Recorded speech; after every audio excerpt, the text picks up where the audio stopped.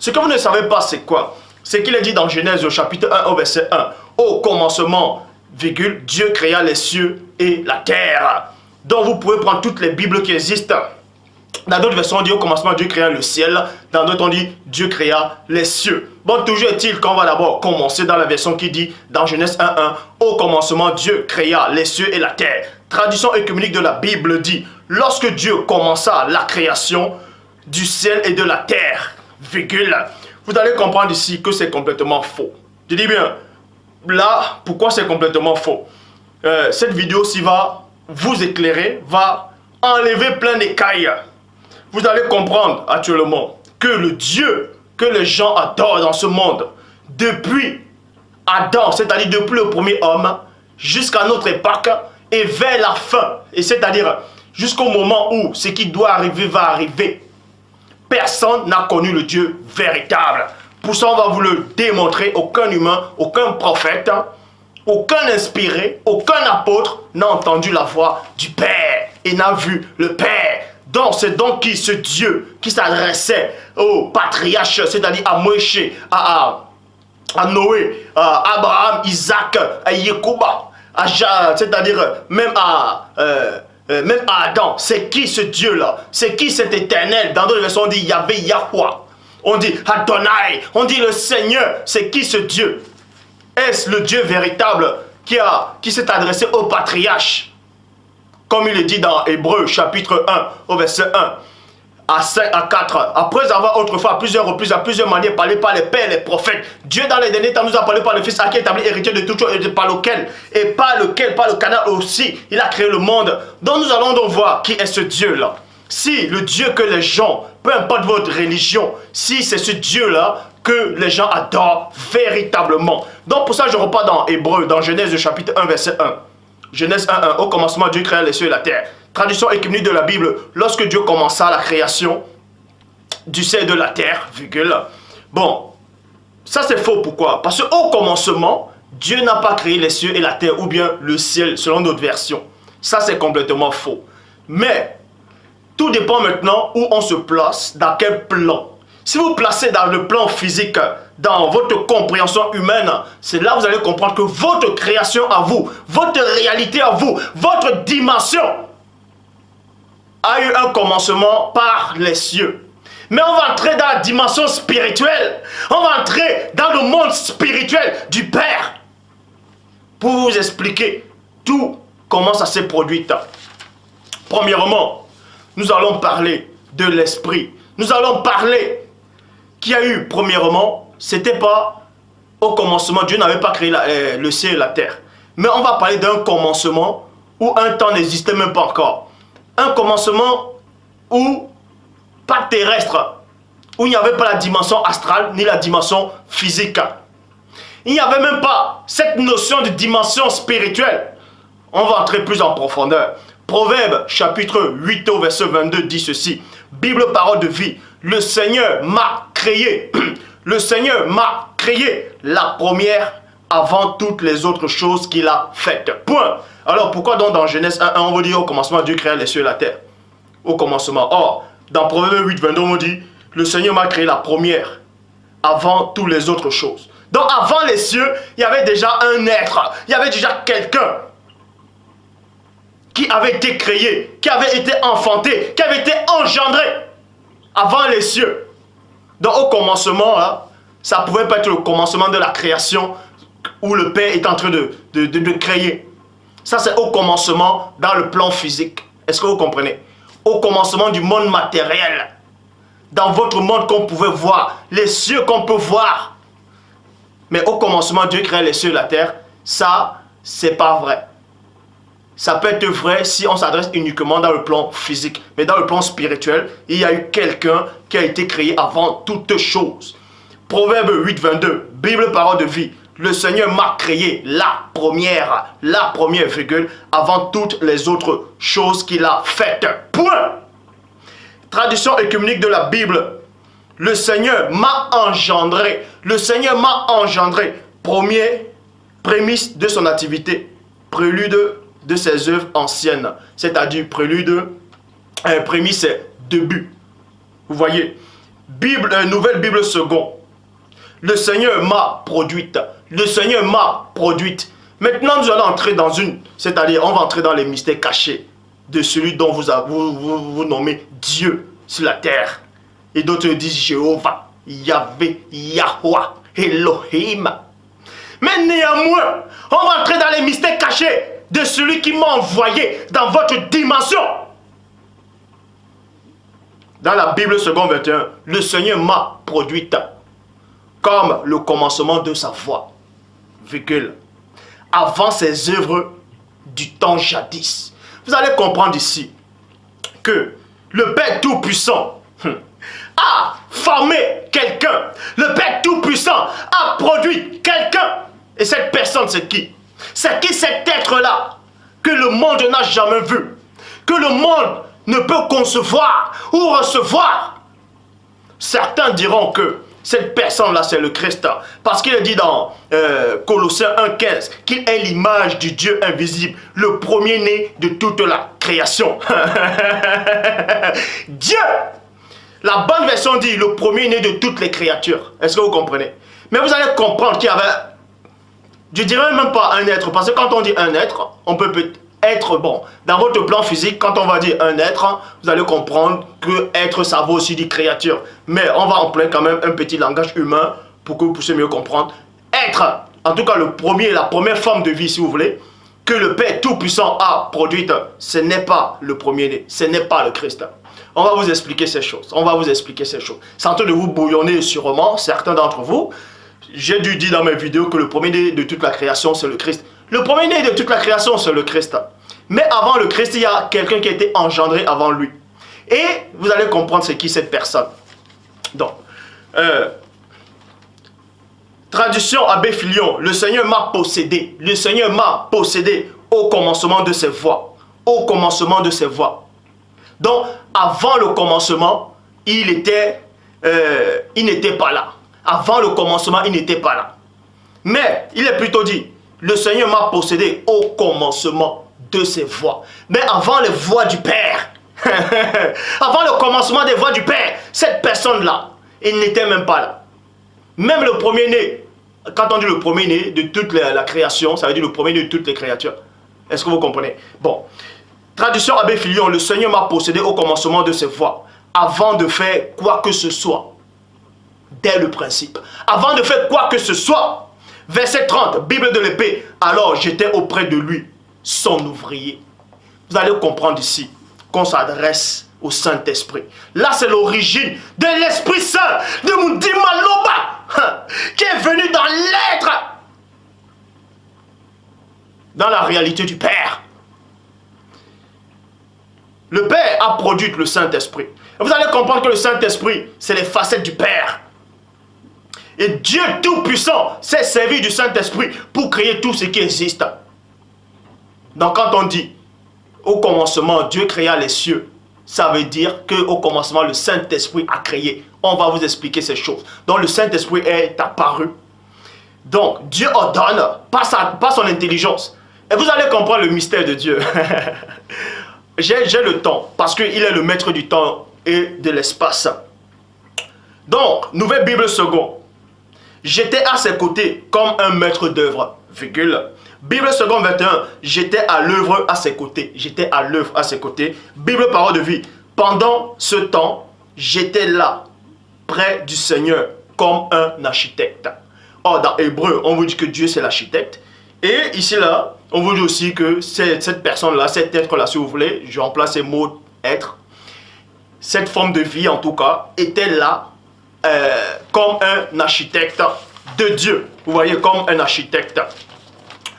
Tradition, Abbé Filion, j'étais avec lui, réglant toutes choses. J'étais avec lui, réglant toutes choses. Réglant ici, c'est quoi? J'étais avec lui, créant toutes choses. Donc on vous apprend, dans la vidéo précédente, je vous ai montré que Dieu n'avait besoin de personne pour créer. Dieu seul a créé. Il a créé comment? Par sa parole, par son intelligence, par son intelligence. Donc Dieu ordonne. Vous voyez, vous allez comprendre une chose. Quand Dieu pense, Dieu n'a même pas besoin de penser. Dieu est au-delà de la pensée. Mais il crée manifeste une pensée. Et cette pensée, dans la pensée de Dieu, il y a l'amour, la bonté, la joie, la patience. c'est le fruit de l'esprit. Et cette pensée de Dieu là, ça peut pas être une pensée ordinaire. Les pensées de Dieu sont esprit et vie. Et cet esprit là, c'est le Saint-Esprit du Père. Donc Dieu a fait sortir cette pensée là. Il a manifesté cette pensée. Et cette pensée là s'est matérialisée. Et c'était l'Esprit Saint. Et avec sa connaissance, avec l'Esprit Saint, c'est-à-dire la pensée de Dieu, l'intelligence de Dieu, la puissance de Dieu, la volonté de Dieu, il a créé toutes choses. Donc Dieu s'est servi de sa parole, Dieu s'est servi de sa connaissance, Dieu s'est servi de sa puissance pour créer tout ce qui existe. Et cette puissance-là, cette volonté-là, c'est le Saint-Esprit. Mais vous allez comprendre que Dieu est au-delà de la volonté. Dieu est au-delà de la puissance. Il est au-delà de tout ce que vous pouvez concevoir. C'est pour ça qu'il est dit, dans la traduction Abbé Filion, j'étais avec lui, réglant toutes choses. Donc la sagesse de Dieu était là. C'est pour ça qu'on dit, qui a assisté le Seigneur? Qui a assisté? Dieu dit, il est le seul créateur. On va vous expliquer comment Dieu crée. Psaume 104, verset 30. Tu envoies ton esprit, virgule, ils sont créés. Tu envoies ton esprit, ils sont créés. Job chapitre 33 verset 4. L'Esprit de Dieu m'a créé. Dieu, l'Esprit de Dieu m'a créé. Est-ce que vous comprenez? L'Esprit de Dieu m'a créé. Bible en français courant. C'est par l'Esprit de Dieu que j'ai été créé. Or, le premier-né de toutes les créatures, c'est-à-dire le Christ vient. Dans Matthieu 19, verset 4 dit, il répondit, n'avez-vous pas lu que le Créateur, virgule, au commencement. Là, ce commencement-là, c'est dans votre plan physique.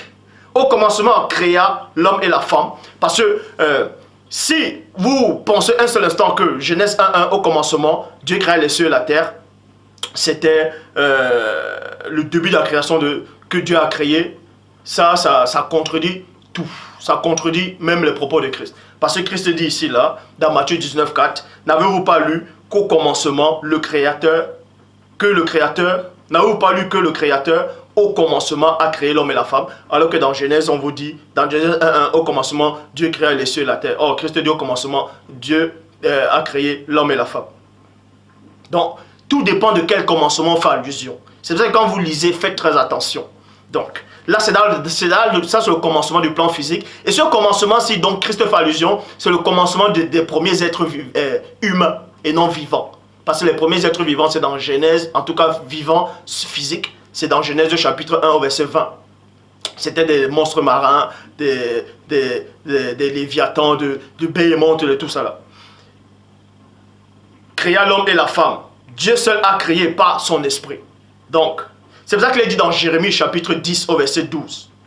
Il a créé la terre par sa puissance. Il a créé la terre par sa puissance. Virgule. Il a fondé le monde par sa sagesse. Il a étendu les cieux par son intelligence. Donc le Saint-Esprit de Dieu, ce sont les manifestations du Père. Dieu envoie son esprit, sa volonté, sa pensée, sa puissance. Elle se matérialise. Et par une femme que le monde ne peut voir. Et c'est le Saint-Esprit. Ce sont les facettes du Père. On vous dit que Dieu est amour. Mais vous apprenez aussi que les fruits de l'Esprit, c'est l'amour. Donc, c'est la pensée de Dieu qui se matérialise sur plusieurs facettes. Et c'est le Saint-Esprit. Et Dieu se sert de cet esprit-là en tant que puissance, en tant qu'intelligence, en tant que domination pour former toutes choses. Et la première œuvre, c'est-à-dire la première vie que le Père a engendrée, à part l'Esprit, c'est le Saint, c'est le Christ, c'est-à-dire c'est le premier-né. C'est pour ça que la bonne version dit Christ est le premier-né de toutes les créatures. On ne peut même pas dire que le Saint-Esprit c'est une créature, puisqu'il est entre le Créateur et la créature. Donc il est au milieu si vous voulez. Parce que vous allez comprendre ces choses. Vous allez comprendre ces choses. Vous allez comprendre ces choses. Donc,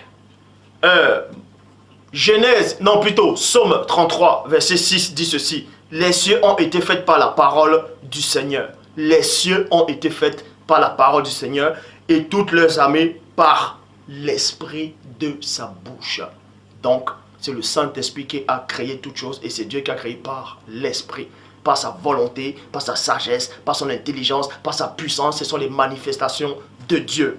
Ésaïe chapitre 45 au verset 12. C'est moi qui ai fait la terre. C'est moi qui ai fait la terre, virgule, qui sur elle a créé l'âme. C'est moi qui a étendu les cieux. Vous voyez, on vous dit que c'est moi qui ai étendu les cieux. D'autres disent les mains, que ce sont ces mains, que les mains, ce sont les mains de Dieu. C'est moi qui les a disposées.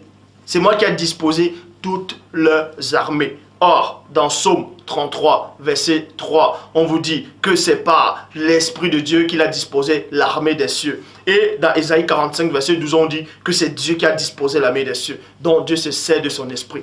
Donc, on va entrer plus en profondeur. Je suis là pour ça. Job, chapitre 9, au verset 8. Seul, il étend les cieux. Il marche. Écoutez attentivement. Maintenant, nous allons entrer dans une autre sphère. Nous allons entrer dans un autre plan. Donc, ce que vous allez entendre là, ce que vous avez entendu là, c'était l'introduction. On va entrer dans le cœur du message. On va entrer dans le cœur. On va vous révéler quelque chose. On va vous révéler une vérité que le monde n'a jamais entendue jusqu'ici. Donc, c'est une grâce que le Père Tout-Puissant, que les patriarches n'ont jamais entendu, que personne n'a jamais vu, personne n'a jamais entendu sa voix, vous révèle une grâce terrible. On va entrer dans les mystères même du Père. Job, chapitre 9, au verset 8. Seul il étend les cieux, il marche sur les hauteurs de la mer. On vous dit que seul Dieu étend les cieux par sa sagesse. Donc, ce n'est pas le Saint-Esprit. Mais Dieu crée cette sagesse-là. Parce que Dieu est au-delà de la sagesse, de cette notion. On vous dit encore qu'il marche, que Dieu marche sur les hauteurs, c'est-à-dire sur la mer. Or, dans Genèse chapitre 1 au verset 2, dans la Bible du Sermon, on vous dit quoi? L'Esprit de Dieu planait au-dessus des eaux. Dans Job 9, 8, on vous dit que c'est Dieu qui marchait. Or, dans Genèse 1, 2, on vous dit que c'est l'Esprit de Dieu qui marchait, qui planait au-dessus des eaux. Traduction du Monde Nouveau, la force agissante de Dieu se mouvait sur la face des eaux, sur la surface des eaux. Bible de l'épée, le souffle de Dieu en agitait les eaux. Donc, on vous apprend ici que ce souffle de Dieu-là, cet esprit-là, a l'autorité sur les eaux. Bible de Jérusalem, un vent. Écoutez attentivement, un vent de Dieu. Un vent et non les vents, mais un vent de Dieu tout noyé sur les eaux. Vous voyez? Bon, vous allez comprendre maintenant. On va vous expliquer quelque chose qui va peut-être troubler certains d'entre vous. Certains qui ne sont pas prêts à recevoir une telle grande révélation. C'est pour ça que j'avais dit une fois dans mes vidéos, de méditer sur Jean chapitre 16 au verset 12. Vous n'êtes pas encore prêts à recevoir ce que je peux dire là, vous n'êtes pas encore prêts à le recevoir. Mais certains d'entre vous vont sûrement recevoir cela. Vous allez comprendre que le Père Tout-Puissant, Dieu est invisible. C'est pour ça qu'on dit que Christ est l'image du Dieu invisible. On ne s'adresse pas à Christ physique de la chair. On s'adresse à Christ esprit. Parce que Dieu, vous allez comprendre une chose. On vous dit que Dieu, son trône est dans le ciel. Vous voyez. Comment se fait que son trône, qu'on vous dit Dieu habite dans le ciel? Et puis on vous dit encore que voici les cieux et des cieux ne peuvent pas contenir Dieu. Si rien ne peut contenir Dieu, c'est-à-dire que son trône lui-même, c'est même pas dans le ciel. Dieu n'habite même pas dans le ciel. Puisque Dieu a créé les cieux. Pas sa sagesse, pas sa divine puissance. En créant les cieux, forcément, il était où? Puisque avant les cieux n'étaient pas. Donc, avant son trône n'était pas. Est-ce que Dieu a réellement besoin d'un trône?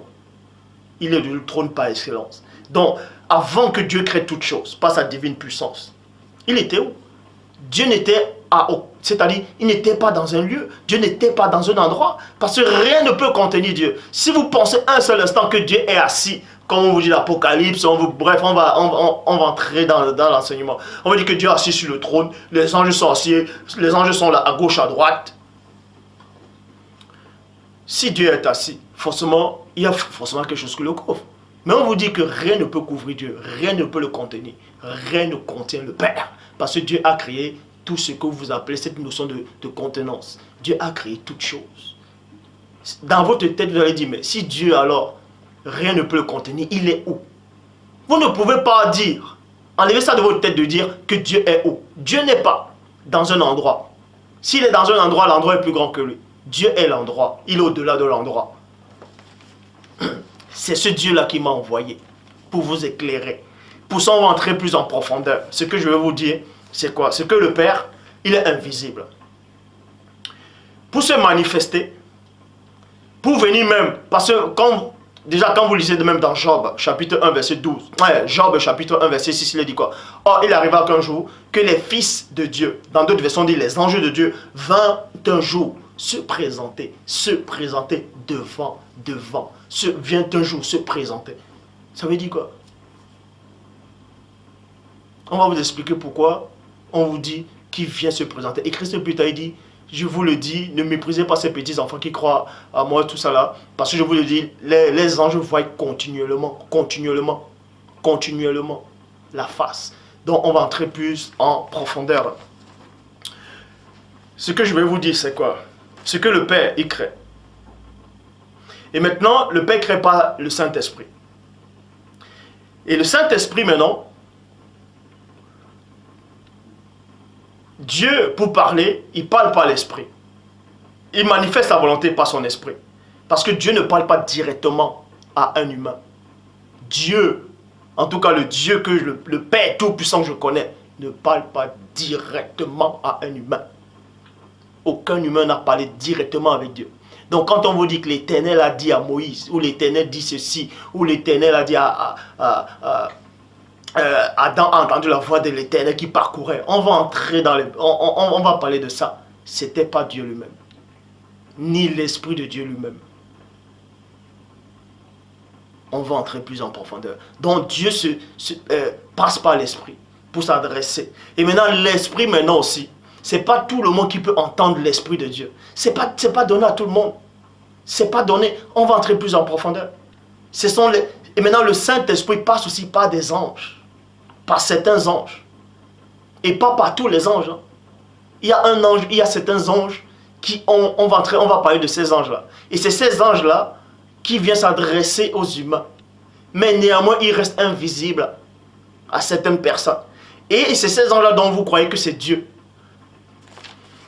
Tout à l'heure, on vous a dit, dans Job 9, 8, que Dieu marchait sur les hauteurs de la mer. Or, dans Genèse 1, 2, on vous apprend que c'est le Saint-Esprit. Après, on vous dit que c'est le souffle de Dieu. Après, on vous dit que c'est un vent. C'est un vent de Dieu. Bon, est-ce que le Saint-Esprit, c'est un vent? Est-ce que c'est une contradiction? Ce n'est pas une contradiction, on va entrer plus en profondeur. Et ce vent-là de Dieu représente quoi? Pour ça, on va dans Hébreux, chapitre 1, verset 7. Bible du semeur, il utilise ses anges. Il utilise ses anges comme des vents. Donc, dans la Bible, les anges sont considérés comme des vents. On vous dit que c'est dans la Bible de Jérusalem, dans Genèse chapitre 1, verset 2, que c'est un vent de Dieu qui tournoyait sur les eaux. Mais avant ça, on vous dit c'est l'Esprit de Dieu. Après, on vous dit que c'est Dieu. Donc, Dieu envoie l'Esprit, l'Esprit envoie l'ange. Est-ce que vous comprenez? Est-ce que vous comprenez? Donc, tous ceux qui disent que Dieu m'a dit, je sais, mais c'est quel Dieu qui... Vous avez entendu la voix de quel Dieu? Puisque Dieu n'a jamais parlé à un humain directement. Dieu n'a jamais parlé à un prophète directement. Jamais dans l'histoire de la... Ni Adam n'a entendu la voix directe de Dieu. On va entrer plus en profondeur. Aucun humain. On va même voir si même les créatures ont même entendu la voix de Dieu déjà. Si même les anges. Donc, vous allez comprendre que au début de la Genèse, l'esprit qui se mouvait au-dessus des eaux, c'était ni Dieu, ni l'Esprit de Dieu, mais c'était un ange du Père. C'était un ange.